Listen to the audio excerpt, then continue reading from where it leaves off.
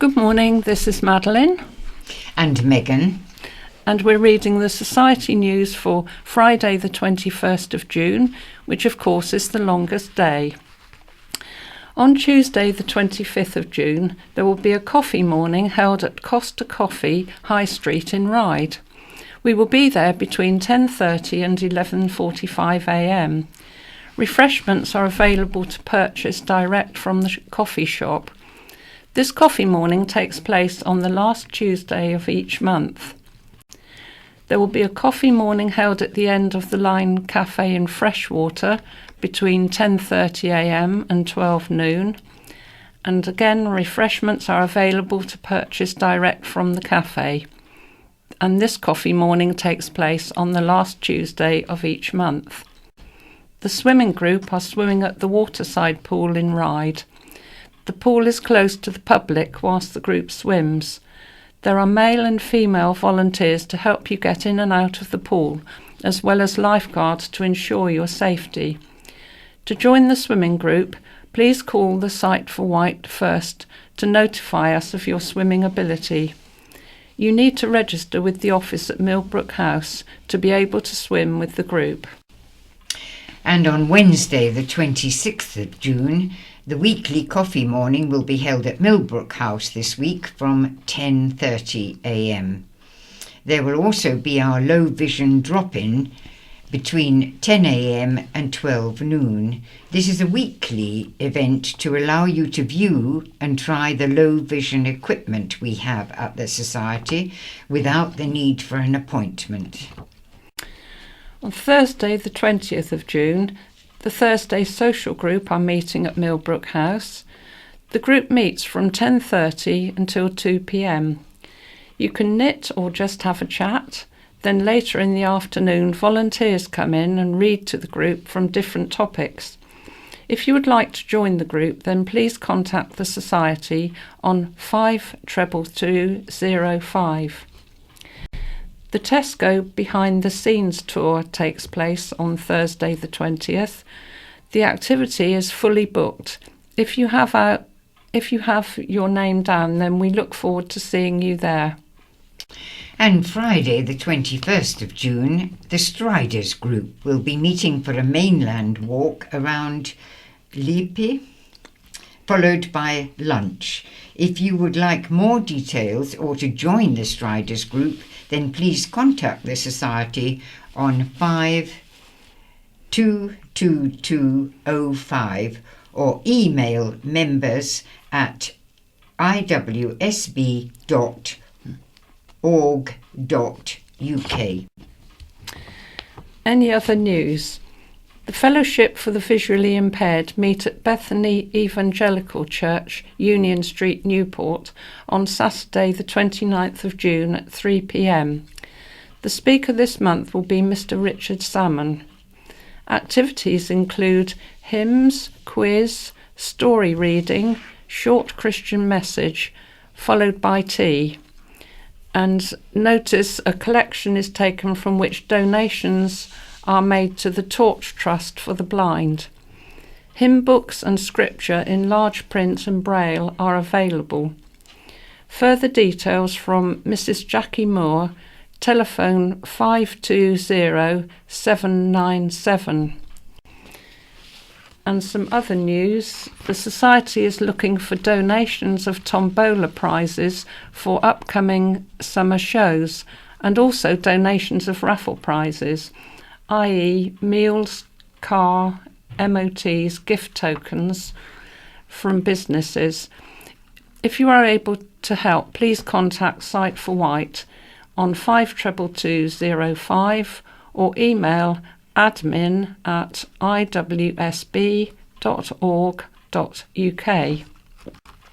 And then the RNIB invites you to come and connect. The RNIB would like to hear your feedback and update you with what is going on in the community. So you are invited to come and connect with RNIB, other local support, and most importantly, each other. Dates and locations for the scheduled events on the Isle of Wight are Friday the 12th of July, 10 a.m. to 1 p.m. at Honey Hill Room, the Riverside Centre, The Quay, Newport. And the postcode for that is PO32QR. And then on Friday the 2nd of August, 10 a.m. to 1 p.m.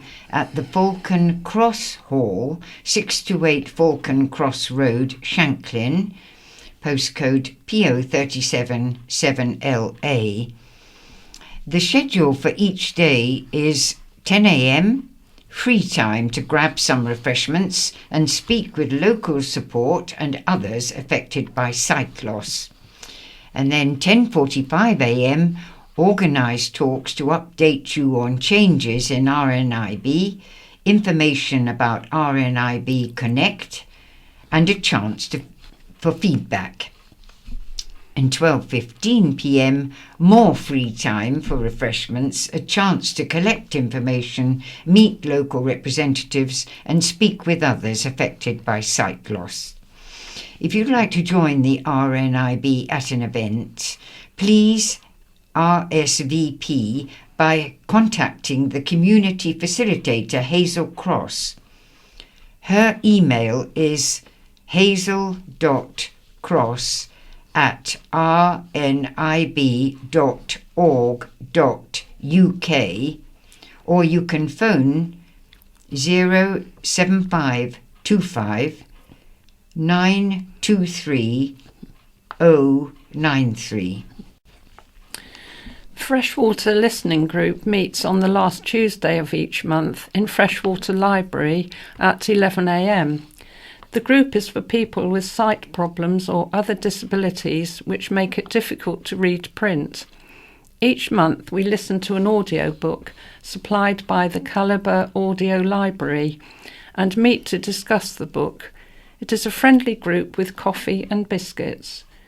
The next meeting is 25th of June at 11 a.m. Copies of The Crow Trap by Anne Cleves from Calibre are available on disc or memory stick in Freshwater Library now. Open Sight Hampshire are hosting the Eye Contact exhibition on Wednesday the 29th of September between 10 a.m. and 5 p.m. at the Aegeus Bowl in Southampton. It is Hampshire's biggest free exhibition which brings together the latest equipment and services available to those with or at risk of sight loss.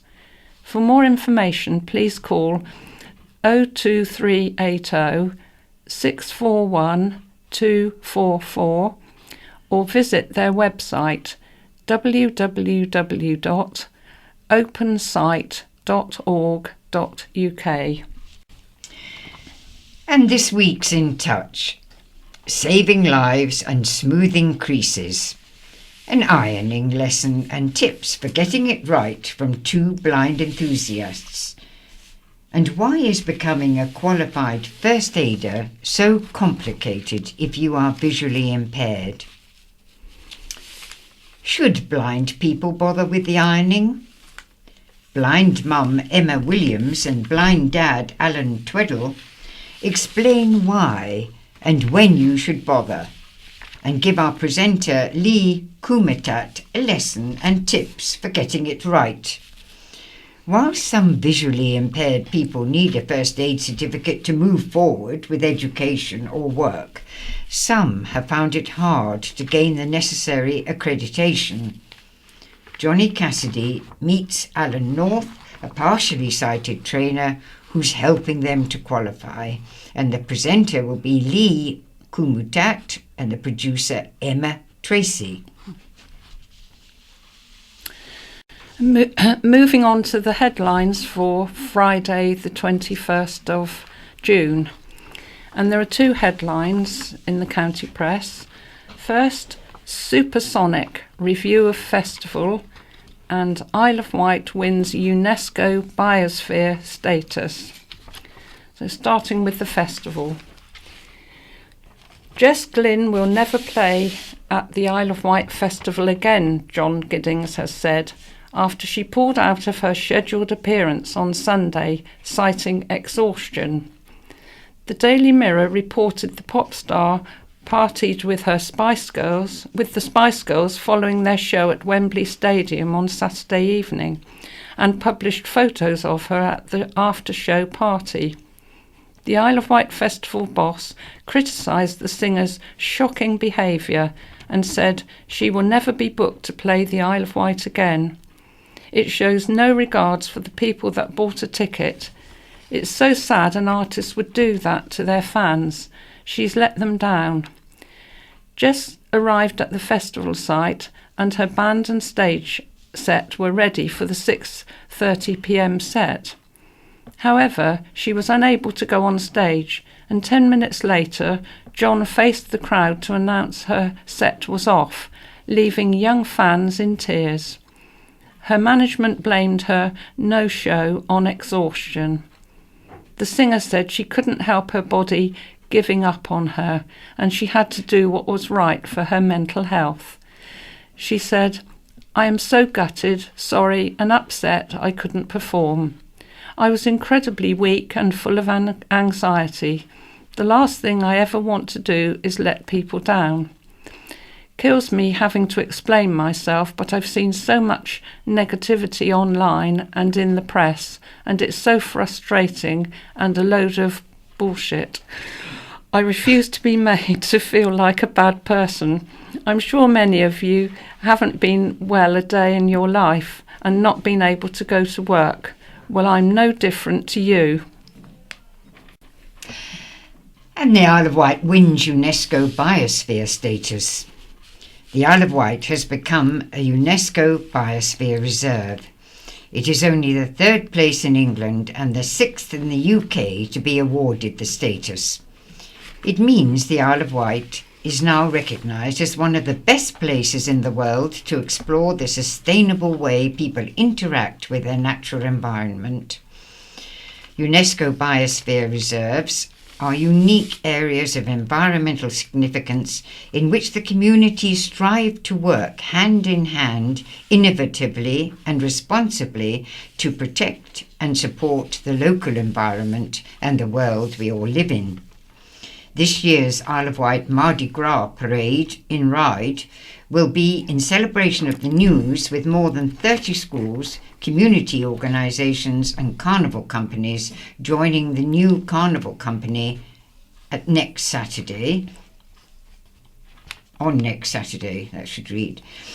The Isle of Wight Area of Outstanding Natural Beauty, AONB partnership, worked on the application for the status on behalf of the government for 3 years. Richard Grogan, lead officer of the Isle of Wight AONB, said, "This is global recognition. Our island is not only an area of outstanding natural beauty, but that islanders have played their part in looking after it. In spite of the modern-day pressures brought about by the progress of human beings, nature continues to thrive here." Bob Seeley, the island MP, said, "Gaining this award is part of the agenda to appreciate and celebrate our landscape for our quality of life and our aspirations as an island. We need to celebrate our unique and beautiful landscape, and this award is recognition of the way we do that. We must continue to respect our landscape and preserve it for future generations. I congratulate all those involved in securing this status for the island." Councillor Dave Stewart, Isle of Wight Council leader, said, "The unique landscapes, coast and wildlife of the island bring people here, not just as tourists, but also to live, work and do business. We believe the key to economic success is living and working sustainably on our island, and we are very proud of the new status and recognition given by UNESCO." New restaurant to open in Yarmouth. One of the island's top hotels is set to open a new restaurant in Yarmouth. The Royal Hotel Ventnor has taken over the lease of the former Yarmouth Spice restaurant, which closed at the start of the year. The new restaurant above the Wight Link office will be called The Terrace. The family-run Royal is owned by father and son William and Greg Bailey. Greg told the county press, "We are aiming to launch The Terrace next March, but there is still a lot of work to do." The Terrace will have a relaxed, family-friendly dining atmosphere serving breakfast, lunch and dinner with a refurbished New England-style theme. We have decided to keep the name simply as The Terrace, as it will have sunset views over Yarmouth Harbour and the Solent. With the new tetradock, boat owners can moor up and walk 20 metres to their table. The floating tetradock is a short-stay, walk-ashore pontoon installed by Yarmouth Harbour Commission this year, which has already proved popular with visiting boat and rib owners. The terrace menu will feature island produce, including fresh fish, and there will be regular themed events. The restaurant is also looking to recruit staff, including a general manager and a head chef. Now for something a bit different, a uniform crackdown on short school skirts. A uniform crackdown saw several students put into isolation when their school skirts were found to be too short. A parent of a Carisbrooke College student complained to the county press that the students were being punished for not following the uniform policy. He said, "They think school uniform is more important than education. This is why the Isle of Wight is behind the mainland education-wise." The school said students who had acceptable skirts at home were being sent home to change, and those who didn't were put into isolation but were still continuing with their schoolwork. Head teacher Matthew Parr Burnham said the uniform policy hadn't changed, but the school decided to take a closer look at the uniform as they felt standards had slipped. He said parents had been given ample warning the clothes would be inspected on Monday. He said, "We have not changed the policy at all. It is the same as it has been for years. A few weeks ago, we told parents that from Monday we would be sticking to the rules more. At Easter, we moved into our new building, and being busy with that, some stuff had been allowed to slip. Around 35 students were identified as not being in the current uniform. Some were wearing nail varnish, which was removed, and some boys were wearing black jeans instead of trousers. Several girls were in skirts shorter than the stipulated knee length. A group of students who did not have alternative skirts were placed in isolation until they came up with a solution." Mr. Parr Burnham said, "There was a group of girls who should have been in knee-length skirts, but their skirts were halfway up their thighs. Uniform shouldn't be fashion-based, as we would be constantly changing it and it would not be fair on the parents." The same policy is in place at Medina College. Queen's Honour for tackling terror. An island man has been awarded an MBE for his work preventing extremism and hate crime. Charlie Periclius, 39, who lives on the Isle of Wight and went to Sandown High, Lake Middle and Gatton Lake schools, has been honoured in the Queen's Birthday Honours list. He works at Portsmouth City Council, where he has been the city's Preventing Violent Extremism Coordinator since 2015 and previously managed the Hate Crime Service. As part of his work, he tackled the fallout from 6 men going from Portsmouth to fight for terror organisation ISIS in Syria. Out of the 6 men, 5 died and 1 who returned was jailed under counter-terrorism laws. Charlie said, "It's an unexpected honour and privilege to receive this award. I've been hugely proud to work in Portsmouth for 15 years. It's a great city, and this award is a recognition of all the fantastic work that our organisations and communities do every day to support and keep people in Portsmouth safe." Before working at the council, Charlie spent 5 years at Hampshire Constabulary, coordinating police responses to missing people, hate crime and supporting vulnerable adults, and was awarded Police Staff Member of the Year for his work. In 2015, he was invited to join the EU's Radicalisation Awareness Network, and since then has travelled to Berlin, Vienna and Barcelona to represent Portsmouth and share expertise. He also formed part of an EU delegation to Ankara, Turkey, in 2018 to discuss city responses to extremism. Charlie has secured EU funding to begin a 3-year project with European partners to combat violent extremism and has welcomed visits from UK government ministers and the US Congress to discuss radicalisation.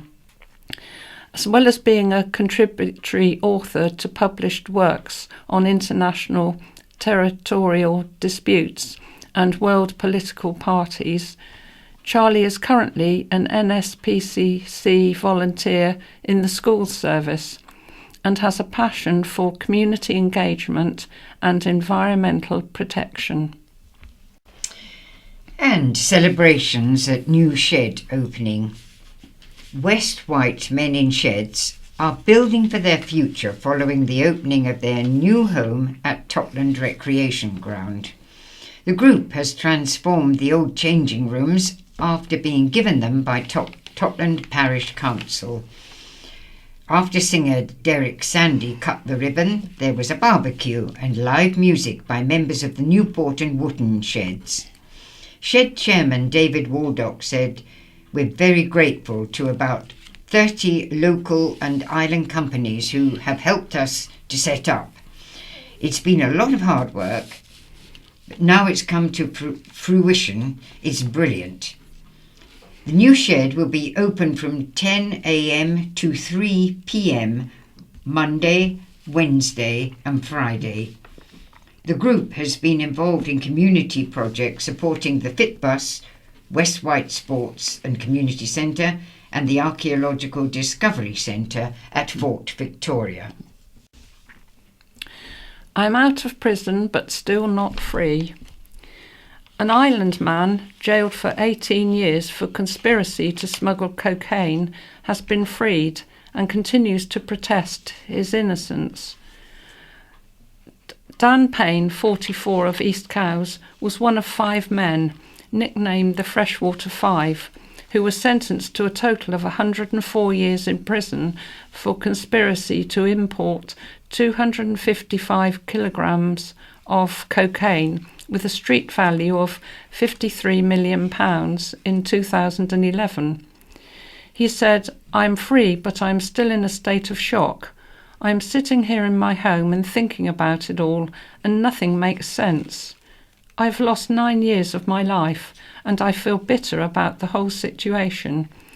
I may have been released from prison, but I am still not free." The men were convicted of picking up 11 rucksacks containing cocaine in a force-8 gale in the middle of the English Channel after their fishing boat, the Galwadi Moor, crossed the wake of a Brazilian container ship. A trial heard they then dumped the drugs overboard off Freshwater Bay for someone else to collect. Mr. Payne said, "I grew up in Yarmouth, fishing and walking along the beach. I've missed my family and friends and nice things like that, and I have missed the sea so much. I reckon it's salt water running in my veins. But I don't think I will go back fishing again. I worked on deck, and it was a lot of hard work. It's not the game for me now. While I could still do the job, it's for younger men. I would hurt a lot more now after a shift. While I have been in jail, I have taken a course in welding, and it's a new skill for me. It was a horrid place to be. You were just left there to sit and rot." Other members of the Freshwater Five include Jamie Green and fellow islander scaffolding business owner Jonathan Beer, who was not on board the boat at the time. They were each jailed for 24 years. 2 others, Scott Birtwistle and Zoran Drakic, were also convicted, with Birtwistle now free. Appeal solicitor Emily Bolton is expecting to hear whether appeal applications against the convictions lodged on behalf of Beer and Payne, but affecting all the men, will be granted. She said her team had uncovered new radar evidence which contradicted the prosecution's case about the positions of the Galwadi Moor and the container ship. Mr. Payne said, "Only the Court of Appeal can put this right now. My advice to my other friends still in prison is, keep your head up, boys. I'm thinking about you and hope to see you soon." Ms. Bolton said, "Our hope is that the appeal courts will recognise there has been a gross miscarriage of justice, and Daniel can then become a really free man." And new homes underway in Shalfleet. A development of 24 new buildings in Shalfleet is beginning to take shape. Foundations have been laid and building is underway at the new housing development, which will see 13 affordable rent and 11 shared ownership homes built on Burt Close off the main route to Yarmouth. Local contractor Stoneham Construction started building after a successful negotiation between Sovereign Housing Association, the Isle of Wight Council and a local landowner meant more than £1 million was secured for the project. Sovereign's project manager Liz Evans said, "Things are going really well with timber frames up and brickwork, doors and windows progressing. We've even got the first plumbing and electrics underway. We can already see real progress happening. We still hope they'll be ready for Isle of Wight families by May 2020.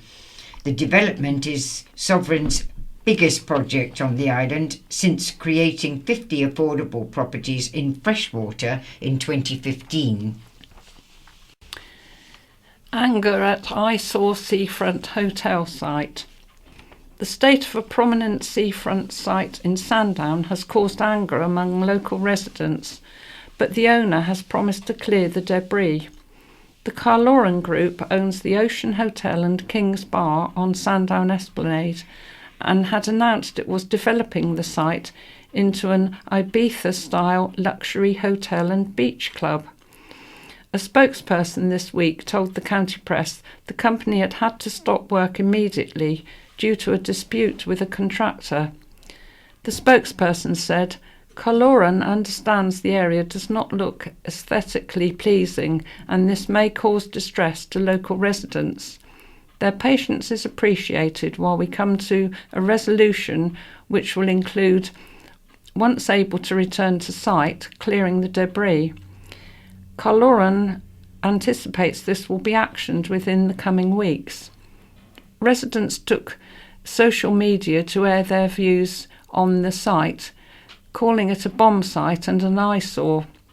Carloran's plans to open a luxury beach club, since axed, promised a hot tub, indoor and outdoor bars and restaurants and a swimming pool.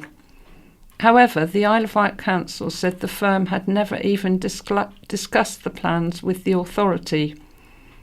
A council spokesperson said this week, "The council is aware of the condition of the former Ocean Hotel site, and following the announcement from the Carloran Group, its proposals will not be going ahead.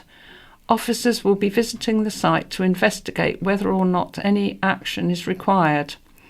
Carloran said its sister site, Auckland House Hotel in Shanklin, had been fully developed to a 25-bedroom hotel, using local suppliers and staff to provide an exceptional holiday experience, which was also planned for the Ocean Hotel site. And an article on the number of care home beds. A spate of recent care home closures on the island has contributed to an 11% reduction in the number of beds. The island had 2,114 care home beds in 2014, but this has fallen to 1,882 in 2019. Since January 2017, 4 residential care homes have closed due to the owners retiring, and a further 2 closed when the mainland organisations withdrew from the island. Additionally, there have been compulsory closures when significant failures led to the Care Quality Commission closing them down. The crisis has been studied by retirement mortgage experts Responsible Life, who released the latest figures showing the Isle of Wight with a higher percentage of lost beds than most areas. They said a postcode lottery was unfolding, with some areas having more provision than others. Dr. Carol Tozer, the Isle of Wight Council's Director of Adult Social Care, said there had been a variety of reasons why the number of care home beds on the island had fallen. She said the council had worked to ensure residents and their families were properly engaged in the closure process, and suitable alternative homes were found following the CQC rescinding the registration. She said the council has done its utmost to protect expenditure on adult social care and children's social care over the last 9 years. Indeed, adult social care accounts for the 43% of the council's total net expenditure budget in the current financial year, and our fee levels to providers compare well against other local authorities in the region. That said, the council is of the unequivocal view adult social care funding must be placed on a proper, sustainable footing, underpinned by a new national settlement from government. The island's elderly and disabled residents and their carers must be competent care and support available for them when they need it.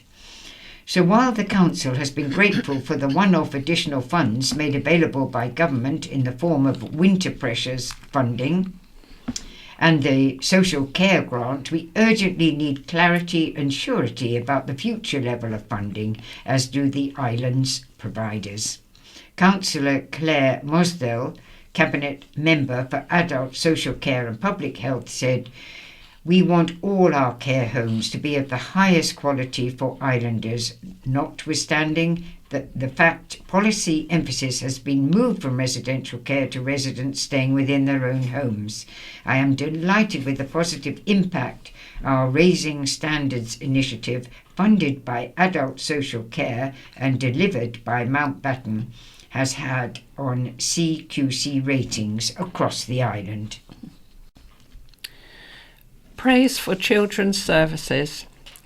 Children's services on the island have been praised for being at the cutting edge nationally in the development of early help and family hubs. A delegation from the Isle of Wight Council and Barnardo's were invited to Westminster to brief ministers and other authorities on their work.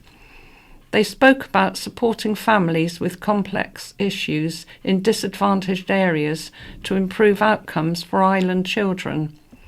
Simon Deere from Children's Services said, "We have received requests for copies of the presentation, invites to visit other local authorities to share what we do, and a request for a local visit by another member of the House of Lords."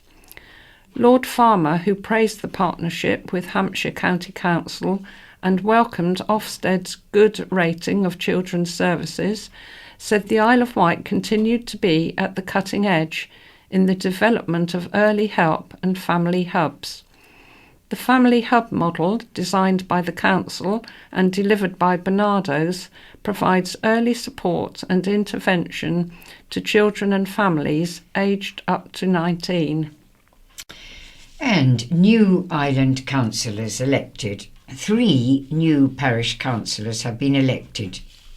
Green Party candidate Joe Lever won the Newport and Carisbrooke Parish Council by-election last Thursday, and Jay Chapman was elected to Bembridge Parish Council.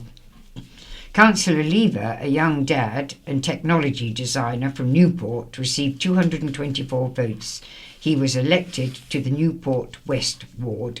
He said, "I'm so grateful to voters for giving me this opportunity to prove I'm worthy of their vote. I'd like to say a massive thank you to local Green Party members for their help leading up to the election. The local party is full of vision and enthusiasm, with town and parish councillors working hard in community all over the island, and now I'm so proud to be one of them." The other candidate, Sam Pascoe, received 114 votes.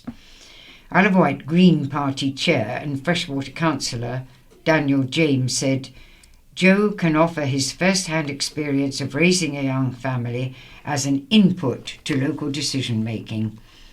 In Bembridge, Jay Chapman was elected to the Bembridge North Ward with 294 votes. The other candidate, Mark Watkins, who said he was horrified of the chaotic and incompetent parish council, received 237 votes. The turnout was 13% in Newport and Carisbrooke and 36% in Bembridge. A by-election was also held in Lake the previous week. John Marshall was elected to Lake Parish Council's Lake South Ward with 83 votes. Jenny Hicks received 73 votes and Stephen Parks 44 votes. Meanwhile, a by-election for Whippingham and Osborne took place yesterday. That was Thursday. 6 candidates threw their hat in the ring. Stephen Hendry, Conservative; Louisa Hillard, Labour; Karen Lucioni, Island Independents; Julie Burridge, Liberal Democrats; Rose Linden Bell, UKIP; and Michael Paler, Independent. The Green Party did not put anyone forward, as it said its strongest candidate, 16-year-old Cameron Palin, was too young. A little pain but lots of gain at Ben's charity wax. There was a bit of pain but plenty of gain at a hair-raising charity fundraiser. Island Road's traffic management operative Ben Meakin had a full back, chest and nostril wax to raise money for Homestart Isle of Wight. Ben's colleagues, Elby Todd and Maria Eskandel, were quick to offer Ben their help. They eagerly and literally tore strips off him as staff looked on. Ben said, "It did hurt a bit, and when the hot wax went up my nostrils it made my eyes water, I must admit. But with a bit of soothing cream it wasn't too bad. In fact, I will be getting Albie to wax my chest again shortly. It was all a bit of fun, and I was delighted to be able to raise money for the local Homestart. Homestart, which provides practical help and support to island families experiencing a range of difficulties, including bereavement, mental health difficulties, money issues, isolation, separation and disability, has been chosen by Island Road staff as their Charity of the Year. Ben's fundraising wax raised more than £500 for charity." And on the wildlife front, 40 dolphin pod filmed off Ventnor. Huge bottlenose dolphins travelling with their young were captured on video off Ventnor. Ed Blake of Ventnor Haven Fisheries filmed the footage as he was heading out of the harbour on Tuesday. The 40-strong pod included adults, juveniles and babies. Ed said it was a huge pod and they followed us for a while. They were going slowly because of the babies. They were bottlenose dolphins, which are big animals. They can grow up to about 16 to 18 foot. They were all around us and it was hard to video them as they kept popping up all over the place. Dolphins seem to be getting a more and more common sight, which is brilliant. And for anybody that can, you can watch the video online at www.countypress.co.uk. Views on 10K Homes Plan. Around 1,800 islanders have had their say on the island's planning blueprint. Plans to build almost 10,000 homes on the island over the next 15 years, outlined in the draft island planning strategy, were put out to a 12-week public consultation. The consultation period has now closed. The plan sets out proposals for housing, employment, transport, commercial and leisure land use on the Isle of Wight. During the consultation, the Isle of Wight Council received 3,736 individual comments. Of these, around 1,400 related to housing, either the overall housing number or proposed allocation sites. MP Bob Seeley has launched a petition calling for the housing target to be lowered and asking the government to treat the island as an exceptional case. Councillor Barry Abraham, Cabinet Member for Planning and Housing, said, "It is clear there are strong feelings around how we plan for housing on the island. We will need to think carefully how we balance this within the context of national planning policy and relevant legislation." The document draws on evidence from bodies such as the Office for National Statistics. The consultation responses will help officers finalise a plan that complies with national requirements and reflects the views of the island's communities. There will be further opportunities for people to comment on the draft strategy later in the process. Councillor Abraham said, "We must make sure the plan is current and relevant to the short and long-term future and reflects the needs of people living on the island. It's important because the plan will be the starting point for assessing the merits of individual planning applications. The Council will be undertaking further work to understand what the real level of need is and some of the practical difficulties building new housing that is impacting on rates of delivery. In particular, there is further work taking place to ensure we plan for the right housing in the right places on the island." And now a family's walk for a little girl called Summer. A mother is walking the perimeter of the Isle of Wight in memory of her daughter, who died aged 3 of a rare and aggressive cancer. Kaylee Smith, mother of Summer Tiffin, will be joined by her sisters Tim Cook and Shani Johnson on the walking challenge. Summer died in December 2008 after a 2-year battle with a rare form of cancer called rhabdomyosarcoma. Kaylee said during her short life, Summer endured a lot of treatment, and while we were on this awful journey, we found there was little support for families, making an incredibly difficult situation even tougher to cope with. In 2014, another local child, Joe Ellis, lost his battle with non-Hodgkin's lymphoma. Having experienced the same lack of support, Joe's family set up the Joe Ellis Trust to fill the gap in provision for families when their child is diagnosed with cancer. Our goal is to raise a minimum of £1,000 in sponsorships to enable the Trust to continue offering support within the hospital setting and also financially to those families experiencing the same tragic circumstances as we did. We are also hoping to raise some funds for St Mary's Hospital Children's Ward, where Summer spent much of her life, to enable them to obtain and upgrade some of their play equipment. My 2 sisters and I have completed fundraising events in the past, but none to the magnitude of the challenge we have set ourselves this time. Kaylee, Kim and Shani will start on August the 9th and hope to complete the 70-mile challenge in 3 days, camping along the way. They have been training hard, walking and running every day. Kaylee said, "We are apprehensive. It's the equivalent of a full walk the Wight course 3 times over. However, I have every faith that my sisters and I will continue to push ourselves to complete the challenge, even if it means crawling over the finish line. Thinking about what my precious daughter and other children with cancer have had to endure on a daily basis, aching muscles and blistered feet is a small comparison to the immense battles these children go through on a daily basis in the fight for their lives." First floor rescue.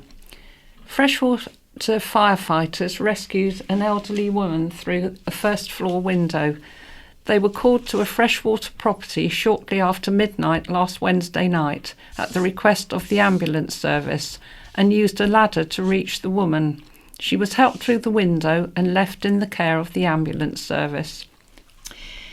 And in brief, a yacht ran aground. A 42-foot yacht was recovered by the Bembridge RNLI lifeboat after running aground on Bembridge Ledge.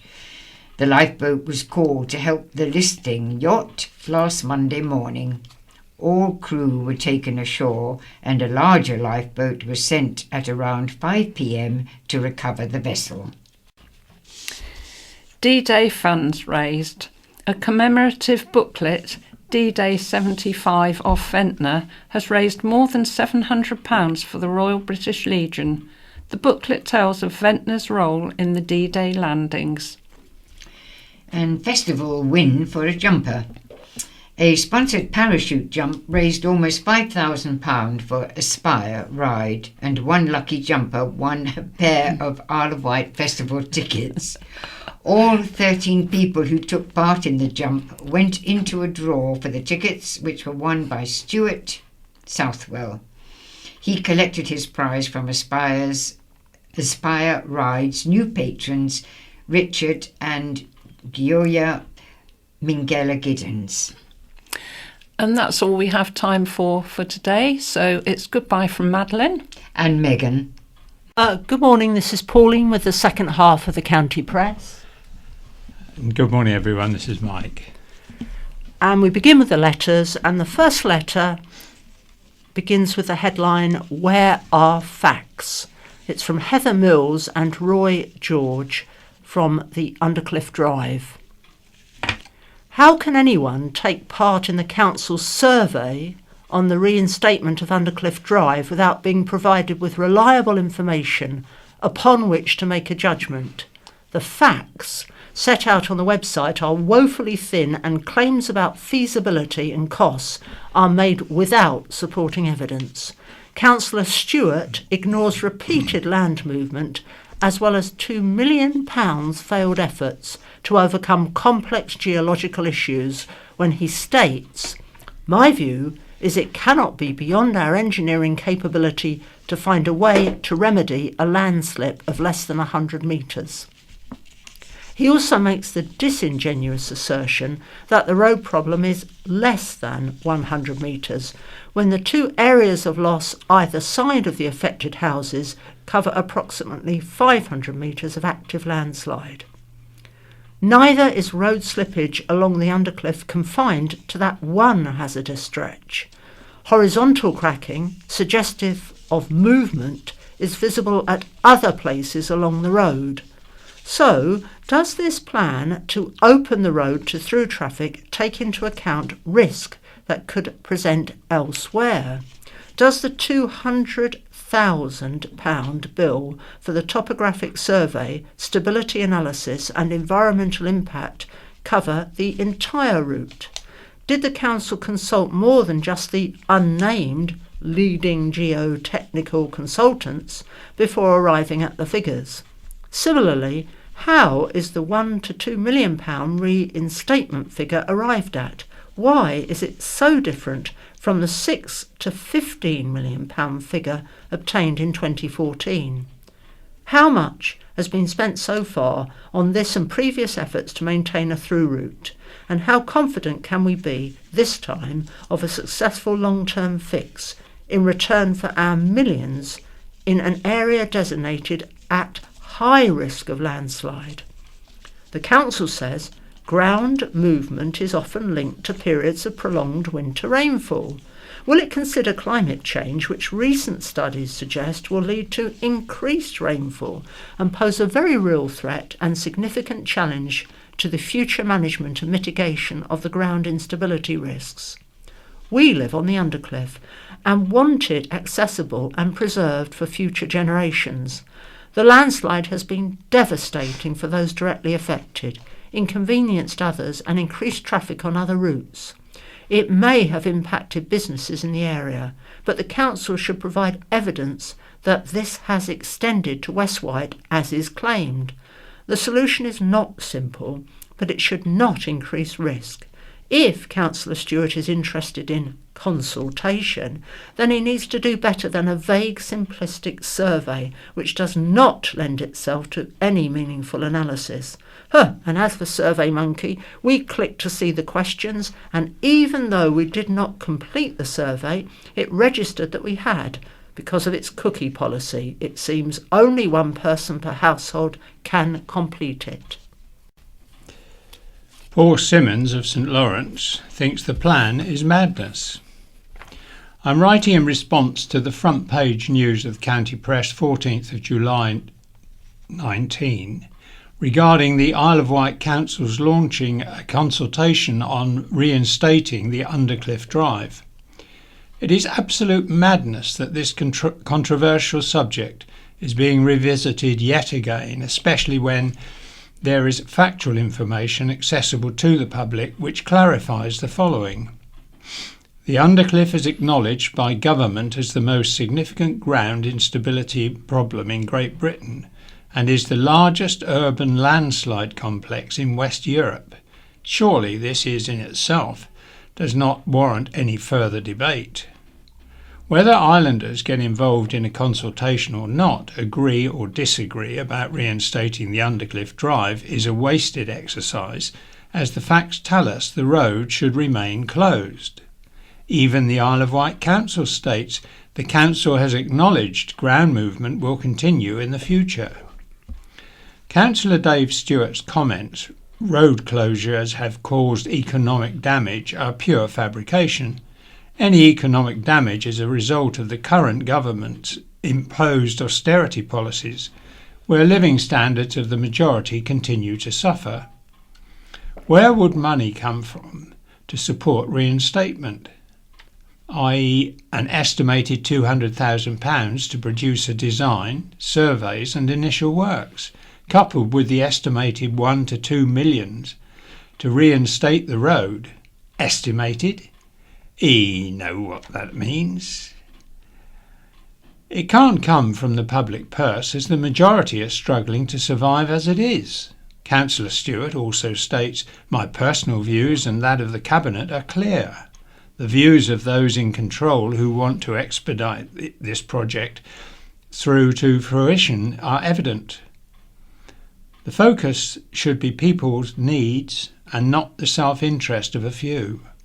Money available, if any, needs to be invested in essential services, the NHS, adult social care, education, real jobs with decent pay and conditions, and affordable housing, not to fund a project with endemic problems and an unknown outcome which would represent misappropriation of funding and a disgrace." And here are 2 letters under the heading Festival Disrupts Lives of Islanders. First is from Stan Wern of Newport. I am writing to express my annoyance at the decision to stop buses calling at Sea Close and Victoria Road, Old Police Station, during the festival at Newport. I've telephoned without success the Isle of Wight Council, Island Roads and other numbers they have suggested in an effort to discover who is responsible. In my opinion, this is a decision by a person who had very little experience of the traffic situation at Fairley Road. I take a bus from the old police station stop at 9:40 a.m. and 1 p.m. almost every day to see my wife in Blackwater Mill Care Home. Buses have very little effect on the overall delays to traffic. It seems that someone is reluctant to accept responsibility for the decision. In adverse weather forecast for the next few days, this could mean me being confined to the house. It would be very nice to hear from the person responsible for this experience. Second letter is from D. Rowson, Newport. 2 of my aunties walked along to put flowers on family graves at Fairley Cemetery on Father's Day, only to find it fenced off. Security men standing nearby told them to go to the main gates, only for them to find after a long walk up the hill that entrance was also chained up. There was a number to call, but this was of no use to them, so they walked home, very angered by the whole thing. Come on, Isle of Wight Council, sort it out. Why does the county press allow Brexiteers to peddle their lines? This is from Rupert Besley of Newport. Once again, you have allowed the same few Brexit-minded letter writers to repeat their lines and so gain credence for what they suggest. Newspapers owe readers their say, but the press has, to a wider obligation, to the truth. Journalists have the job of exposing lies. When papers publish opinions counter to the facts, they must then allow challenge and correction to dodgy claims. My previous attempt at this failed, having overshot on space, so, more briefly now. Democracy has not been ignored, but worked in line with our constitutional tradition. Parliament split down the middle, reflects the division in the country dumped on us by the Tories. The referendum was advisory. Its outcome, backed by 37% of the electorate, is not legally binding. This country has parliamentary sovereignty. The people do not have powers of legislation.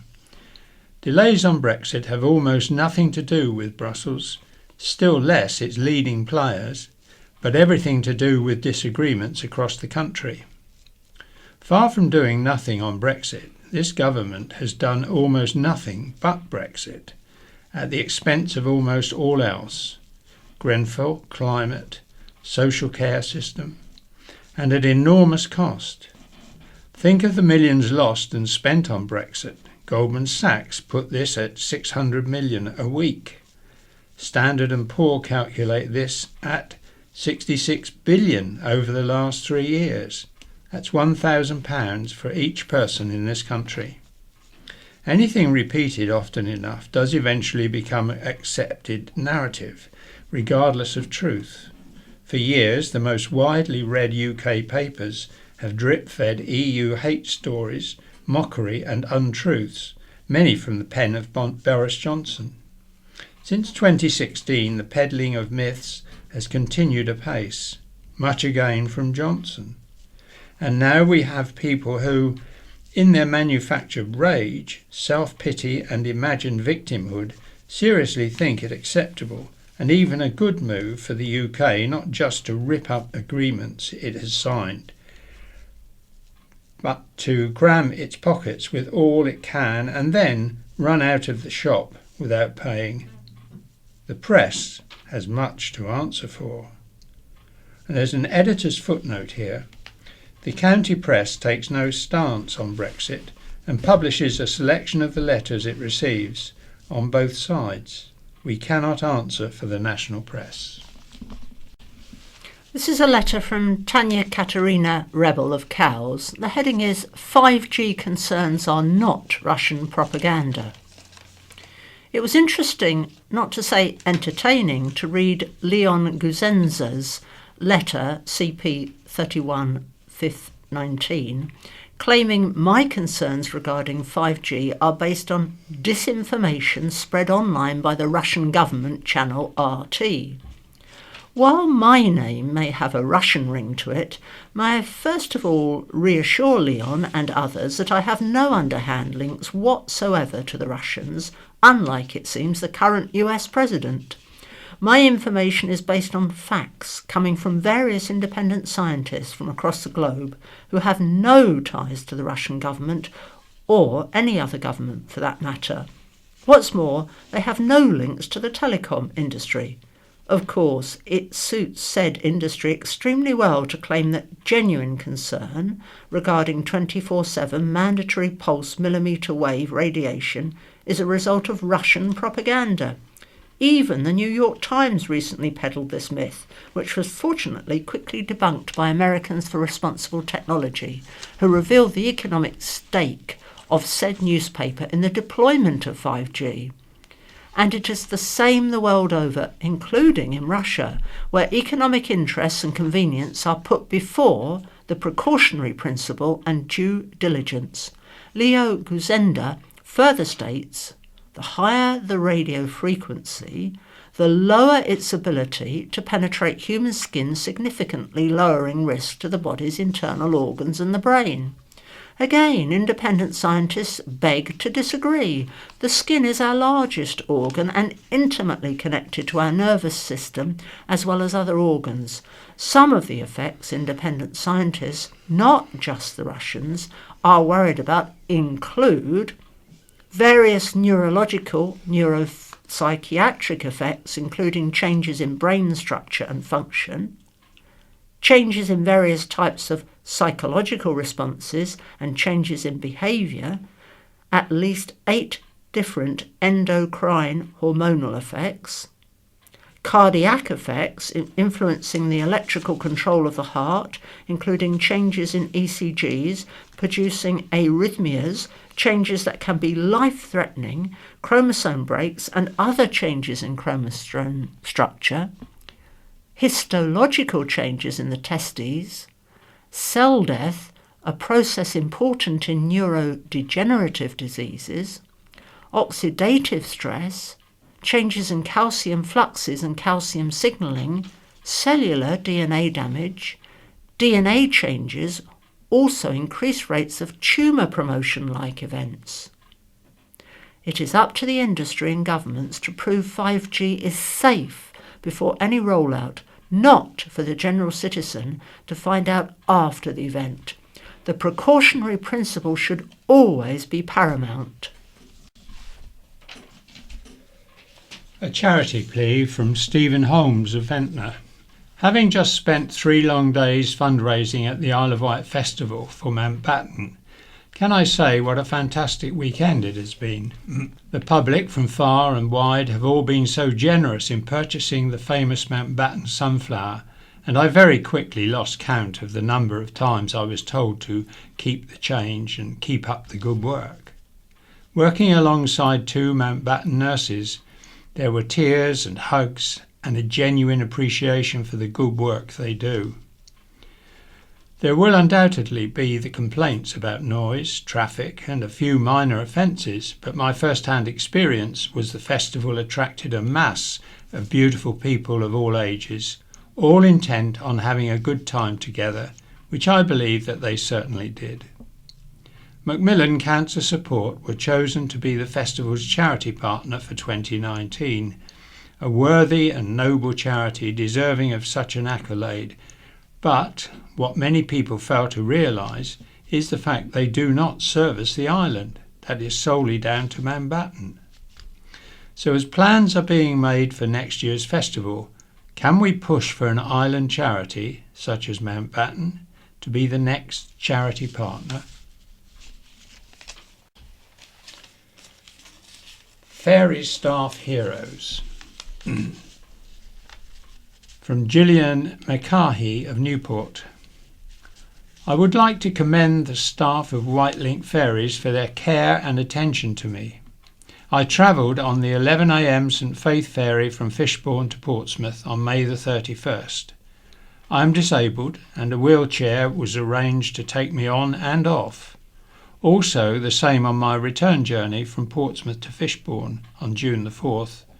It was all done with cheerfulness and nothing was too much trouble. My journey was pleasant and comfortable. We now move on to my view, and the first view is the reenactment group shares war pictures. Members of Vectis 40's vintage, V4V, 1940s are an actors group, held a picnic at Thorness Bay to commemorate the 75th anniversary of the D-Day landings. The site was chosen because the small bay was vitally important to the planned invasion in several ways. Prior to D-Day, the bay was full of shipping. Troops were trained on the sandy drifts there, and it was also the entry point on the island of the now famous, then top secret, Pluto pipeline. V4V members dressed in clothes of the era and had copies of photographs of the bay in wartime. Helen Williams, group member, said, "Several members of the public stopped to chat, hear the story and see the photos. Many expressed surprise that this was so little known.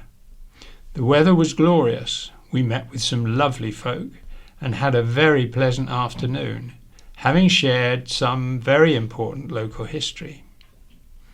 V4V is a group of like-minded friends with an interest in all things 1940s.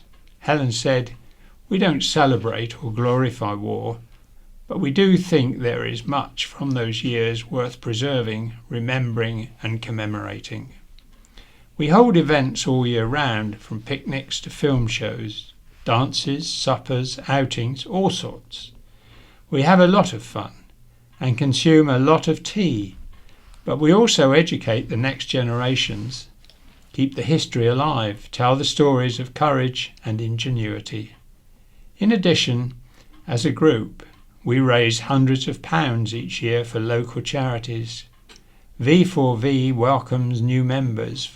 For further details, email lapwingo@yahoo.co.uk.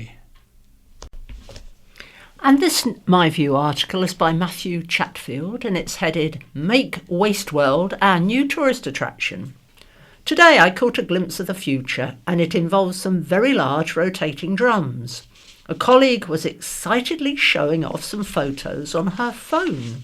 We gathered round, eager to see what was causing such glee. Pictures of food, children, dogs, maybe. None of these. My co-workers were cooing and gasping over the interior of the new mechanical waste treatment plant that is being built at Forest Road, Newport. I was soon joining in. Yes, that huge mechanical claw is so big you can hardly see the workers assembling it. And those rotating drums, they are called trommels, and they are as big as train carriages. All of this set in what must surely be the island's biggest indoor space. So why is this a big deal? Well, let me tell you. Did you know we on the island are already among the best recyclers in the country? Last year, the Isle of Wight's recycling rate for household waste was 53%, well above the national rate of 45%, and that's before the new plant is even open. There are many things we don't agree on. In fact, sometimes it seems like everything. But regardless of political persuasion, we all seem to have the same view about rubbish and recycling. Litter and waste should be cleaned up. Waste should be recycled, not buried or dumped. And soon we're going to be doing even more recycling in the new, clean, efficient plant at Forest Road. What I suggest is that when the new factory is finished and our waste is chugging through it night and day, we turn this into a tourist attraction on a national scale. It isn't often we get to show those mainlanders how to do it, but this time we will. I mean, that's another thing we are really good at, isn't it? Making a tourist spectacle out of things. Who would have thought you could fill an old swimming pool with hoses and old ladies would pay good money to gawp at it, or that people would queue for hours to watch a donkey refuse to draw water up a well? Those are nothing compared to this. The new attraction will bring in those who are curious about what happens to the stuff in the bins, those who like to see a tidy environment, and of course those who just want to see massive machines doing exciting things. I count myself in all three camps. Every schoolchild on the island will visit the plant, see what happens and take away a lifelong understanding of why it actually matters which bin you put your crisp packets into. Every adult will get a free ticket to Waste World to appreciate the work that goes on behind the scenes to keep our lovely island green and clean. I'll be first in the queue. I want to have a go on the trommels. And now we come to what's on. Starting with Action on Hearing Loss will be at God's Hill Methodist Church on Thursday, 10 a.m. until 11 a.m. for its monthly drop-in. Come along for advice, batteries, cleaning and re-tubing of NHS hearing aids. No appointment is necessary. For more information, call 529 533. An Action on Hearing Loss will be also at Medina Court, Newport, on Wednesday at 10 a.m. to 11 a.m. for its monthly drop-in. An appointment is necessary, so call 529 533. A flower festival will be held at St John's Church, Wroxall, from next Friday, June the 28th, until next Sunday, 10 a.m. to 4 p.m. On the Saturday, there will be a ploughman's lunch, noon till 2 p.m, and a performance by Cow's concert band at 7:45 p.m. On the Sunday, there will be a service at 10 a.m. and cream tea at 3 p.m. And World Food and Music barbecues at Key Arts. On Friday the 5th of July, Jamaica. Hawaii on Friday the 16th of August with Hula Hooligans. America, Thursday 5th of September, with Dave Kahn and the Bucket Blues Band. And for these three items, each it starts at 7 p.m, and the charge, which is paid on the night, is £18. Booking is essential, so please call 01983 822 490 to book your table. This is an article by Emily Pearce, and the heading is Comedian Keen to Empathise with His Fans at Medina Show. Mark Watson has never been a comedian to take the easy route of opening a show by asking his audience how they are and where they come from. In the past, he started shows by communicating with his crowd over Twitter, crawling out of a suitcase and running on a treadmill. On his current tour, The Infinite Show, coming to Newport's Medina Theatre on Friday, June the 28th, Mark is getting up close and personal with his fans by handing them cards with questions on them beforehand, whether they're in the queue, hanging around the bar, or perhaps even sitting comfortably in their seats. The questions are geared towards assessing the empathy of his crowd towards their fellow humans and celebrating idiosyncrasies. I do feel the more I see shows and study the form of them, a slow start is very difficult to come back from. So the idea is it makes the audience feel the show has already begun, said Mark. The best ones are the inexplicably fierce opinions about something trivial, which nearly everyone has. Messing around with an audience has been just one of the things that has elevated Mark to the dizzying heights of the British stand-up scene since winning the Daily Telegraph open mic competition in 2002. Freshwater Independent Lifeboat hosts an open day on Sunday between 10:30 a.m. and 4 p.m. at the lifeboat station, with live music from Eramu Folk between 2 p.m. and 3 p.m.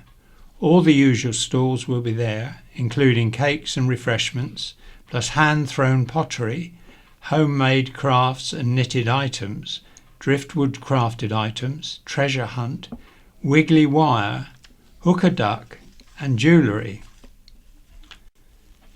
And then an information point drop-in takes place for the Citizens Advice Isle of Wight and Aspire Ride information point at Dover Street Ride between 10 a.m. and 12:30 p.m. every Wednesday. During the drop-in, advisors will help you to decide the way forward, which may include making a further appointment, either face-to-face or over the phone, open to all members of the community. St John's Music Festival, St John's Church and Hall, Newport, takes place on Saturday the 22nd of June from 10 a.m. to 10 p.m. and Sunday the 23rd of June from 8 a.m. to 8 p.m. There will be a barbecue, ice cream, refreshments and more. Entry is free except £5 is charged to hear the Unity Stompers Jazz Band.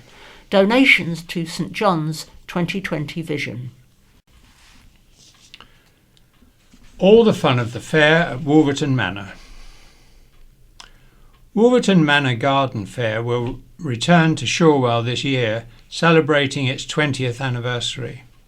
The hugely popular event will take place at the same manor house and grounds over the weekend of August the 31st and September the 1st. Over the past 2 decades, the Garden Fair has raised more than £200,000 for good causes and charities, which includes Age UK Isle of Wight. Last year, the event raised a record £22,000 and attracted more than 6,000 visitors through the gate. The traditional garden fair will feature fun and entertainment for all the family, from Elizabethan dancing, cooking demonstrations and reenactments to dog shows, archery and more than 100 arts and crafts stalls. Visitors can even meet alpacas and donkeys, admire displays of vintage and military vehicles and enjoy vintage fairground amusements, magic shows and live music. For more information, visit www.gardenfair.org.uk. Candlelit concert to be Vaguely Sunny's 250th event. Music promoters Vaguely Sunny are preparing for their 250th event, an intimate evening of candlelit music. To celebrate the official start of summer, vocal stargazing promises musical serenity at St Boniface Old Church in Bonchurch tomorrow, Saturday. It will feature singer-composer Cecilia Lapoa Power, who recently toured with Russell Watson as his special guest. She has performed on the island before, in Bonchurch in 2010 and at the Ventnor Fringe Festival 2 years ago. The concert will start at 7:30 p.m. Early booking is advised as seats are limited in the church. To book, call 730930. 10 good reasons to visit. There are many reasons to attend the Royal Isle of Wight County Show. 1. Watch the Household Cavalry perform their musical ride. It is the first time they have performed on the island, although they did lead the funeral procession to take Queen Victoria's coffin to London from Osborne House. If you enjoy their performance in the main ring at 11 a.m, you can then watch it again at 2 p.m. 2. Relax and allow the bus to take you to and from the show. We have teamed up with Southern Vectis, who are offering a County Show Group Rover ticket, which will take 5 family and friends all over the island for just £15 for 24 hours, unlimited travel. There is also a dedicated entrance to get you into the show quickly. Park and ride options are also available from Newport and Cowes, and the number 1 bus will drop you right outside the showground. Watch the teams compete in the Rural Careers Fund Big Bale Challenge, sponsored by Moore Stevens, who will be this year's champions. Take a tractor and trailer ride around the showground. It's free. Have a go at something for the first time, or refine your skills: clay pigeon shooting, herding a pig, riding a pony or leading a calf, to name but 4. There is also the Premier Ford off-road course. Take the unique opportunity to get up close to all types of farm animal. Cattle, sheep, pigs, goats and chickens are all in attendance. Touch them if you like, but don't forget to wash your hands afterwards. Soak up the atmosphere of a day out in the country and enjoy the wide range of local food and drink on offer. Look out for the white mark logo on the sign that is truly island produced.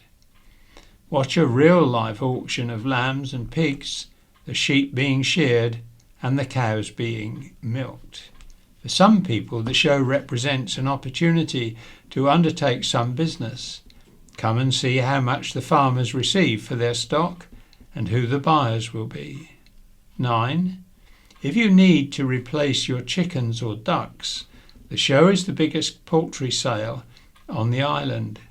Speak to us in advance to see if we can meet your specific needs. 10. The show is a safe, giant rural playground for children of all ages. So come along and enjoy the show and have a really good day out in the country. Win tickets for Tina Turner Tribute Show. County Press readers have a chance to win a prize that's simply the best. We have teamed up with the show, Tina, Simply the Best, a Tina Turner tribute extravaganza coming to Shanklin Theatre on June the 30th, to offer a prize of 4 free tickets. All you have to do is email competition@iwcp.co.uk and give us your name and phone number. Alternatively, you can post it to Tina Turner Competition, Brannan House, 123 Pyle Street, Newport, PO30 1ST.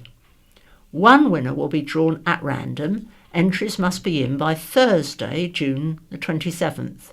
The show, touring the UK, will wow audiences with a recreation of the electrifying stage shows and the sound of Tina Turner. In the lead role is Caroline Burrell, who will belt out hit after hit, such as What's Love Got to Do With It, River Deep Mountain High, We Don't Need Another Hero, and emulate Turner's unique dance moves. She will be accompanied by a live band with brass section, backing vocalists and high-energy dancers. Now, here more information about the Royal Isle of Wight County Show. Everything looks sheep-shape for the big day. The Royal Isle of Wight County Show is less than 2 weeks away, and organisers are busy making sure everything is sheep-shape in readiness for it. The annual event, which takes place at the Royal County Showground, Northwood, on Sunday, June the 30th, will offer visitors the chance to meet all kinds of farm animals, including sheep and prize-winning Guernsey cows. The show, headlined by the Household Cavalry, promises to be a right rural day out, with animal parades, falconry displays and activities such as clay pigeon shooting and tractor rides. Bridlesford Lodge Farm will be doing milking demonstrations from 11:30 a.m. The farm's 140 cows produce around 1 million litres of milk each year. Paul Griffin, partner and owner at Bridlesford, said the milk was so fresh it could be in the cow in the morning and you could be drinking it in the afternoon. James Cook, his head herdsman, said, "The secret is to be quiet and calm, because if a cow's stressed out, she won't let you milk her. We usually play music, which helps to relax them. They particularly like anything with violins." To find out how hard it is to milk a cow, Michael Coyle of Laudit Solicitors, one of the county show's headline sponsors, decided to give it a go, describing the experience as daunting. County Show Chairman Graham Biss added, "Get to the showground early to make the most of the day. Gates open at 9 a.m. and there's a lot to pack in before cows go home at 5 p.m.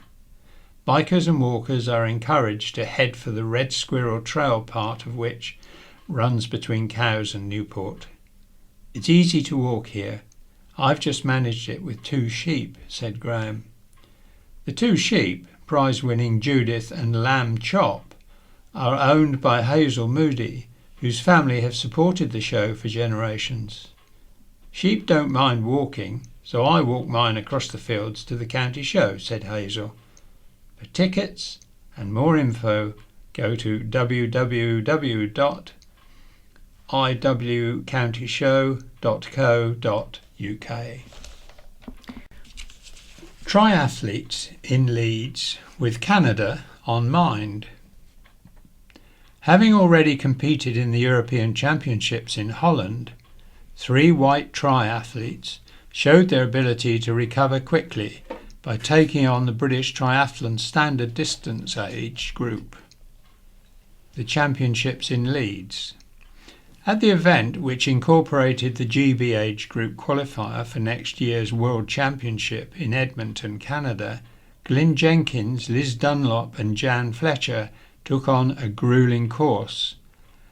A 1,500 metre swim in Roundhay Park Lake and 400 metres run to TI to pick up the bike, ridden over 37 kilometres on a course with tight turns and tough inclines, and finishing with a 10-kilometre run. Jenkins finished a decent 7th in the 65 to 69 age category, with an overall time of 3 hours, 3 minutes and 1 second. Dunlop came a creditable 9th in her 6 to 64 age group, completing the course in 2 hours 56 minutes. In the women's 40 to 44 years age group, Fletcher finished 11th, boasting swim and bike PBs to clock in at 2 hours 34 minutes 17 seconds. As Fletcher moves up an age group next year, she hopes to have gained automatic qualification for the World Championships in Canada next year, with her teammates still hoping for qualification, all subject to official GB confirmation. Shipyard launches hybrid vessel.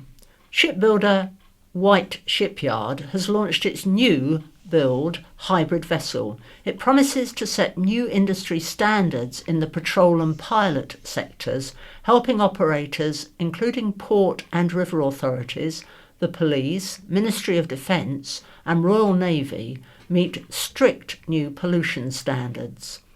Ports now have stricter regulations when it comes to environmental standards and clean air requirements, and there are requirements for vessels to switch easily between variable speeds. Wight Shipyard's new hybrid vessel also provides operators with a reduction in both fuel costs and engine maintenance, because there is the ability to turn off the engine for substantial periods of time. This groundbreaking project aims to set new standards in high-speed, fuel economy and lightweight vessels in the sector, said Peter Morton, Wight Shipyard Chief Executive. Building greener vessels has been an integral focus for some time now, so moving into hybrid options is the obvious next step forward. The vessel was launched at SeaWork 2019, Europe's largest commercial marine and workboat exhibition, in Southampton last week. As previously reported, Wight Shipyard has also been appointed to develop a fleet of Arxon vessels. New close game, a song of summer. The historic county championship match between Hampshire and Nottinghamshire had a renowned national cricket journalist waxing lyrical about the momentous 4 days he witnessed at New Close last month. Paul Edwards, who writes for ESPN Cricinfo, reported, "Some who saw alders and oaks on the Medina side of the ground made comparison to Arundel, but New Close is less intimate than this particular Elysium. However, the field is as smooth as one could wish. Even when the game was done, several spectators stayed at New Close and pondered what they had just seen. And not just the cricket, you understand, but the event itself and its many triumphs. Tired volunteers had rendered Hampshire a noble service, and in winter cricket people will look back and choose their best week of the year. Some will choose New Close in May, and they will not be far wrong. It has already been one of the songs of summer." 4 brothers among Newport Boxing Award winners. 4 brothers who train with Newport Phoenix Amateur Boxing Club were among those honoured at the club's annual presentation evening held at New Close. The Boxer of the Year accolade was awarded to senior Liam Newnham, who made his winning debut at the Turner's Boxing Show in Camberley earlier this year. The club's first senior female amateur, County Press reporter Zoe Portsmouth, 27, and female junior Lexi Downer received trophies. Valued Boxers certificates were awarded to Andy Sawkins, Darryl Simpkins, Aaron McHugh and the Frampton brothers of Newport, Sean, 34, Jed, 25, Cody, 13 and 10-year-old Jake. Senior men's trophies were awarded to Kieran Illman and Lonsdale Box Cup silver medalist Jack Murphy, with Good Prospect certificates awarded to Charlie Leonard, Alkit Ferrati, Lucas Verstraeten, Luke Chessel, Leo Newnham, Max Murray and Frankie Foster. And on that boxing text, we say goodbye. Goodbye. Bye-bye, everyone. Bye-bye. BBC Sounds. Music, radio, podcasts. Hello. Are you a steamer, a hanger, or a conscientious objector? Or maybe you actively like to do your ironing. I'm a conscientious objector myself, but later in the programme I'll be getting a lesson from a couple of visually impaired people on how they tackle this chore. And hopefully, afterwards, I won't be needing one of these, a qualified first aider. That's the topic of our first item tonight. Knowing what to do in an emergency is always a skill worth having. Visually impaired people come to this information just like anyone else. We pick it up along the way. But just how easy is it for us to get a formal qualification from the main bodies which hand them out? And do visually impaired people need to be taught differently in any case, seeing as we can't rely on visual cues like the pallor of the skin or dilation of pupils? When Claire Potter from Hull decided she wanted to learn first aid as a way to complement her college course, she soon found out that it wasn't going to be as easy as she thought. Our reporter Johnny Cassidy spoke to Claire to find out what happened.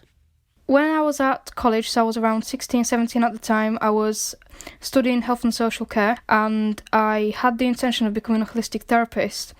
And I wanted to go on a first aid course, a bit like other people would, and it proved to be more of a challenge than what I thought it would be. So what happened? Who did you approach? So I approached mainly St John's Ambulance and the British Red Cross. When I approached both companies, I basically got the impression that unless I had a support worker with me, they wouldn't really be willing to give me the support that I needed in order for me to get the most out of the course. And what I also found with the Red Cross, when I spoke to them about it, they also said that they would quite happily get me onto a course that was with less students so that I had more attention from the tutor, but that would be a course where I wouldn't really get a certificate or diploma or anything like that to help me any further with prospects or anything like that, so it would just be just a general knowledge course. The point was then that although they were willing to teach you how to do first aid, the big thing that you wanted from it, i.e. the accreditation and the certificate, which would have helped you in your course, they weren't willing to give you. That's right. And so what was your next step then? I spoke to somebody from the RNIB Connect team and I basically said that I was looking for a first aid course. I'd not had much luck before. And I received an email from my local RNIB connector saying that she knew someone who is visually impaired, who is actually a first aid trainer. That trainer was Alan North. Now, Alan has been training people for years, and as Claire explained there, is himself visually impaired. Now, I wanted to find out what techniques Alan employs to teach those of us who are visually impaired, and what better way than a practical demonstration. So if I stand out in front of you, John, Right, okay, let me have a go. you put your hands over on top of mine. So that's my hands here. Right, okay, so I've we're got putting it hand on the top of the forehead. Yeah, 2 fingers under the jaw. You're tilting back and lifting up. Now that. So what I'm doing here, we have got this dummy. What do we call the dummy? Is her name? A rhesus mannequin. Rhesus mannequin, right? Well, she's got no name, I don't think. So, Well, in actual fact, they're all called Annies. Right, okay. So Annie, this is Rhesus Annie. How you doing, Annie? I hope I can save your life at some point. Yeah. What do you think would happen if you've opened the airway and then you take your hands off? Well, she's going to fall back and so the airway's going to close. Yeah. So if you open the airway, you need to keep your hands in that position while you do the next bit of the sequence, which is to assess whether the casualty is breathing. Right, okay. Now this one is partly one that you will be able to do and partly one that you'll have to think of another way of doing it. I'll tell you what the normal way is, which is you look down their chest to see if you can see the chest rising or falling. Okay, yeah. You're Obviously not I going to can't see that. So the other two ways are that if you put your head down over her face and look towards her chest, you will either feel air coming out of her mouth and nose onto your cheek, or you might even hear breathing sounds. Gotcha, if you're breathing. So those are the two senses that you're going to use in that particular case. With the training that you do, obviously you have been... you're placing my hands or tell me where to put it onto a mannequin. You've showed me physically how to put my hands on the forehead and underneath the chin. From your point of view then, is there any reason why blind or visually impaired people can't be accredited to do first aid? I cannot see why not. In certain circumstances, it may well be that if they're wanting a first aid at work qualification to go work in a factory, then maybe it might well be that that factory is not laid out in a way that would be safe for the visually impaired person to actually operate in that area. But for example, the people that I've trained are people that are maybe doing one-on-one sessions, like massage sessions on people, things like that, where they're in one room with one person. They're used to that room because they know how it's laid out because it's their room. So I cannot see any reason why they can't do most of the things that we do within first aid, and certainly they would fulfil the criteria of things like the emergency first aid at work qualification for being competent. So if they're competent, then my awarding body and a number of other ones I know as well would say if they're competent, then they pass and they should get the certificate. Alan North there talking to Johnny Cassidy, and Johnny joins me now. It seems that there are ways around the accreditation process and there are awarding bodies who will accredit visually impaired people, but it's still a bit confusing, isn't it? It is. The accreditation body that Alan uses is called Safety Training Awards, or STA. Now, the award that Claire got accredited for is called Emergency First Aid at Work, and that is level 2. When you have that qualification, that gives you enough knowledge of first aid to be able to do something in an ordinary everyday environment. But if you wanted to do something that's another level up, say level 3, for working in high risk environment like on a building site or in heavy manufacturing, you would do this level 3. But for everybody, the level 2, the EFAW, Emergency First Aid at Work, is enough. St John's Ambulance and the Red Cross, will they accredit a visually impaired person to level 2? This is where it gets quite confusing. Now, the British Red Cross and St John's Ambulance are two of the most well-known first aid organisations in the UK. I spoke to them to find out about blind people getting accredited, and it's not very straightforward. This is what the British Red Cross told us. If someone with a visual impairment or disability would like to learn first aid on one of our courses, we will make adjustments to support their learning. This includes providing accessible resources in a range of formats, for example, larger print copies for people who are partially sighted, and by inviting the person to bring along their support worker on the day. It's very important here to point out Claire Potter, who we did hear from. She was offered this when she got in touch with the British Red Cross and St John's Ambulance. But as she explained to me, not everybody has got access to a support worker. It's not that St John's or British Red Cross supply support workers. You have to bring your own. So you either have to employ those or have an employer who is willing to let somebody come along with you, or you have to have a really understanding friend. And St John's Ambulance said, the Health and Safety Executive, a UK government agency responsible for the regulation of workplace health and safety, state that although reasonable adjustment can be used when delivering learning, no reasonable adjustment should be applied when doing assessment on our suite of first aid at work courses. They go on to say, we inform customers of this fact and do look to offer an alternative course so everyone can have access to learn first aid. I think it's very important here to note that they said that no reasonable adjustment can be made, and that's a recommendation by the HSE, the Health and Safety Executive. Now, I got in touch with the HSE as well, who informed me that they no longer are responsible for the level of accreditation or level of competency that people need, and that indeed it's now the responsibility of employers. So, as you can see, things not very, very clear at all. But what about people who aren't in work and who are self-employed? Who'll train them up? I spoke to a woman from London who had started her own massage therapy business. Now, to start trading, she needed to get business insurance. She found out that without having a first aid certificate, she wouldn't be able to get this. So Alan North actually ended up training her. She did the course and got accredited, got her certificate and applied for business insurance and is now trading. So that was good enough for her to obtain her business insurance and get it up and running? Yes, the SDA, the qualifying body that Alan North uses, the Safety Training Awards, it's a recognised body, an awarding body. Anybody who gets a certificate of first aid from them it's just exactly the same as British Red Cross or St John's, and people then are able to use that to go on ahead and get business insurance or whatever it is they need. So maybe other bodies need to look at employing some visually impaired trainers. Johnny Cassidy, thank you very much. Thanks very much, Lee. Now, hands up if you don't bother anymore with the ironing. Me neither. It wasn't through the lack of trying on my mum's part when I was a teenager. Her methods were, well, very practical and logical. My aptitude for it was zero. And with today's textiles and materials, who really needs to? Well, two blind people who do iron are here to convince me that I should add this skill to my armoury. Emma Williams is a mum who also runs activities for blind teens at New College, Worcester, and is blind herself. So, Emma, you and I are friends. We have to be upfront about that and have chatted on the phone while you've been ironing. Why do you do it? Why do I do it? Well, because some things come out creased. Well, to me, they seem creased, so I will iron them. But why does it matter to you that they're creased? Do people say, oh my gosh, that woman, she looks so creased? I bet that's because she can't iron.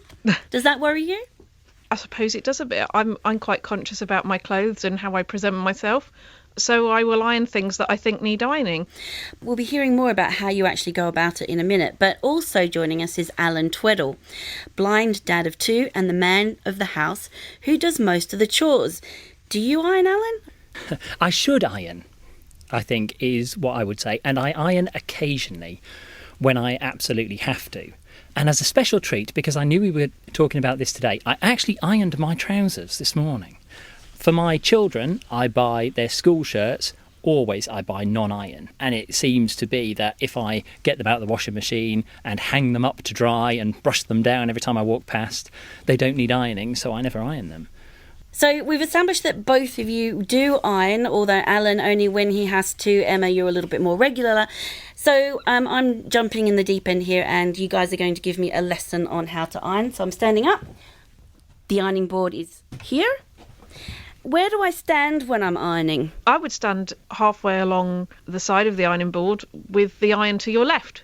With the iron to my left? Because I'm left-handed. Right. Yeah. How do I lay out the clothes? So this is just to give you and the listeners a bit of an idea, is the most rumpled thing I've ever seen, just quietly. Producer Emma. And it's a shirt, it's quite thin material. It's, I would say, 3/4 sleeves, it'd be 3/4 on me. And it almost feels almost like a cotton. And it's got cuffs that are buttoned up. The way I always think about it is putting the shirt on the ironing board. Dressing the ironing board so the collar goes at the far end. Okay. The front of the boat. So the ironing do I board's like a boat undo it, shape, or isn't it? do I leave it done up? I personally would undo it. Me too. Right, Yeah. okay. I've never thought of doing it done up though. No. Well, and I am- generally, I start with the arms. Ooh, Oh, controversial. do you? Oh, I always Oh, I start with do. the body. Oh, okay. Okay, I'm going to lay it down on the ironing board now, and I'm going with the arm first. Sorry, Alan. No, that's all right. Yeah, only because, you don't do it as frequently. The arm wins. And do I unbutton the cuff? Yes, I would say so, yes. Okay, unbuttoning cuff as quickly as I can. And then I would say if you feel the seam that goes along the underside of your arm, Yes. you want to make sure that that is nearest to you. Right. And then if that's kind of at the bottom of the sleeve, you can sort of lay it out along the ironing board in front of you then. Yep. So you probably don't want it right at the bottom of the ironing board. No, closest it's halfway to you. along. Yep, right, perfect. and it's halfway in. Ooh, I'm doing all right.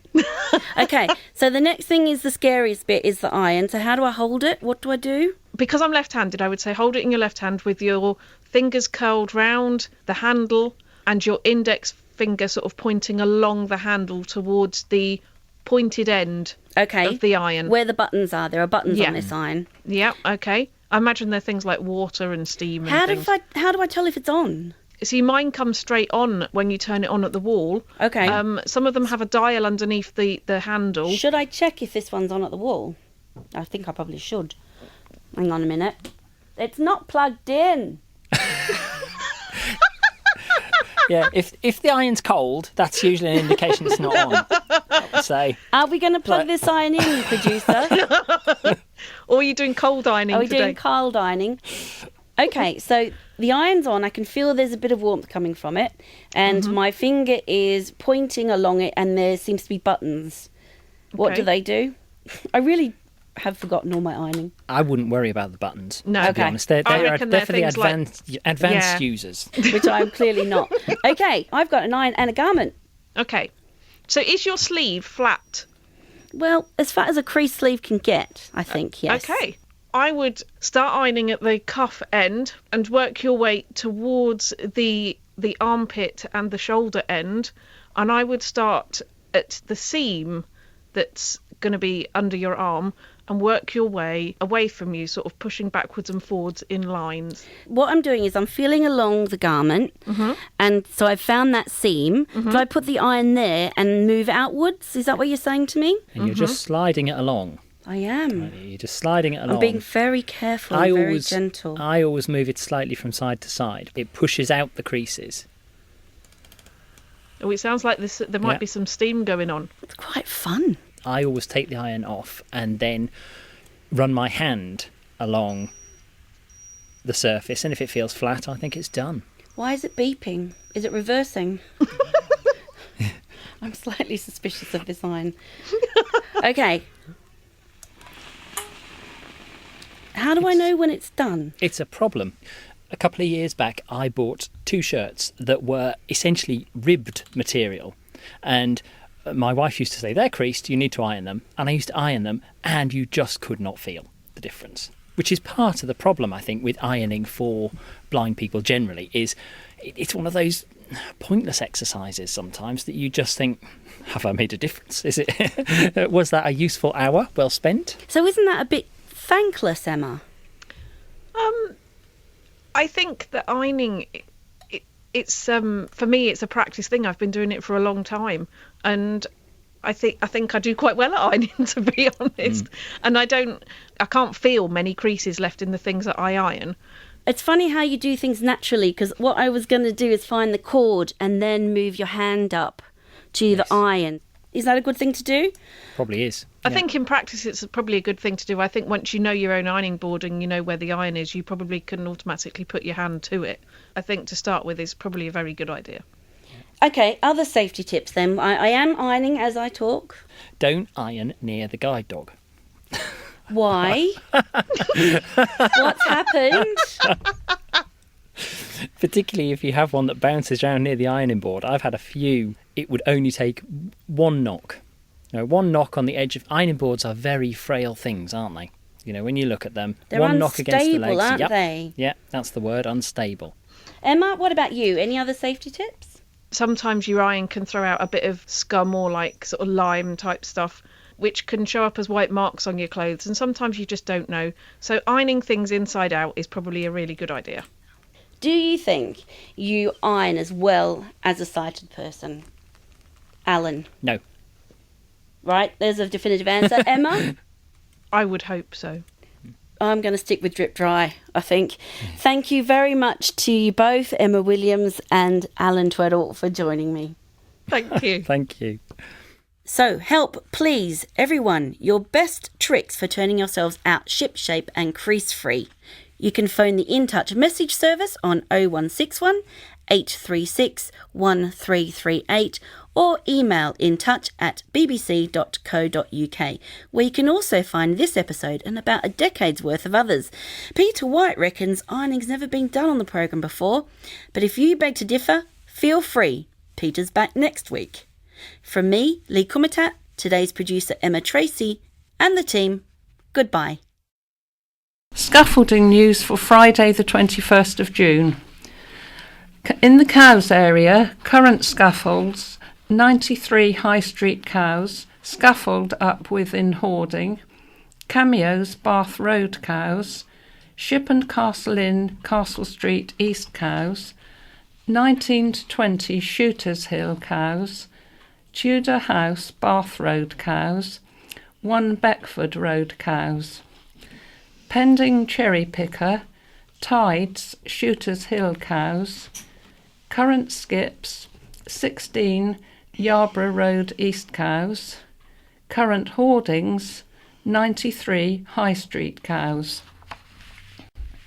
And in the Newport area, the current scaffolds, Coastal Mobility, 9 St Thomas's Square, Newport, and pending scaffolds, Units 1, 2 and 3, 32 High Street, Newport, 16 Trafalgar Road, Newport, and 117 to 118 High Street, Newport.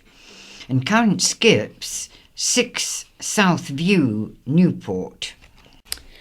In the Ryde area, current scaffolds, 34 Castle Street Ryde, 35 to 36 High Street Ryde, Hill Cottage, Main Road, Haven Street, flats 31 to 36 Merrymead Close Ryde, Saltmead Cottage, Blewett Avenue, Seaview, 17 South Street Ryde, 22 West Street, Seaview, Boots, 170 High Street Ryde. Current skips, Carita, Stein Road, Seaview. Pending skips, 22 Reed Street Ryde.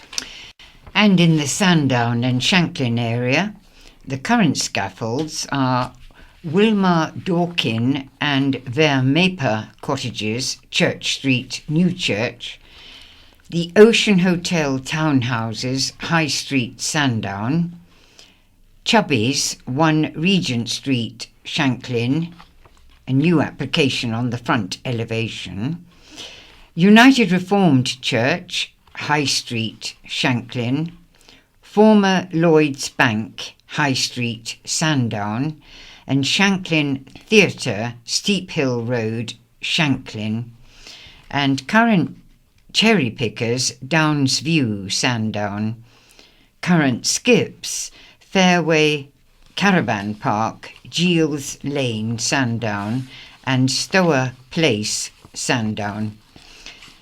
Current hoardings, Premier Inn, 1 to 9 Esplanade, Sandown. And a pending mobile crane at Premier Inn, 1 to 9 Esplanade, Sandown.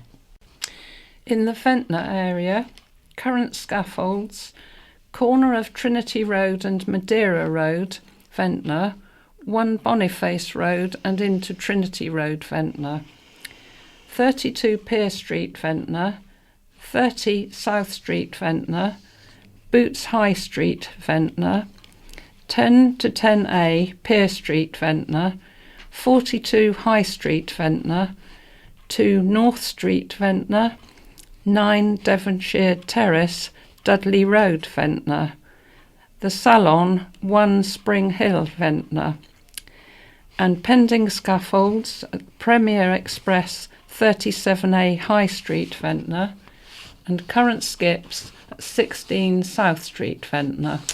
And on to the West Wight area, current scaffolds, St James's Church, St James's Street, Yarmouth, and corner of Market Square, Key Street, Yarmouth.